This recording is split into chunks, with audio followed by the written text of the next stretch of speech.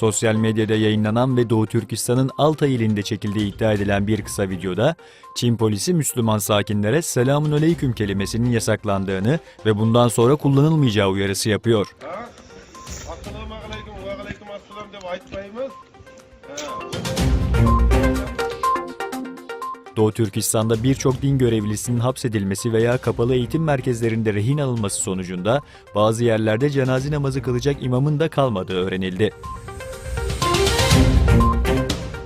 Çin'in güneş enerjili yolu hırsızların kurbanı oldu. Çin'de sadece bir hafta önce kullanıma sunulan güneş enerjili yolda profesyonel bir hırsızlık vakası meydana geldi. Kimliği belirlenemeyen hırsızlar otoyoldan parça çaldı. Eski İran Cumhurbaşkanı Ahmadinejad tutuklandı. İngiliz medyasının iddiasına göre eski İran Cumhurbaşkanı Mahmut Ahmadinejad halkı kışkırttığı iddiasıyla tutuklandı. Trump Meksika duvarı için para istedi. Trump yönetimi Meksika ve ABD arasında inşa edilmesi planlanan sınır duvarı için Kongreden 18 milyar dolar talep ediyor. Mısır'da inanılmaz Kudüs operasyonu.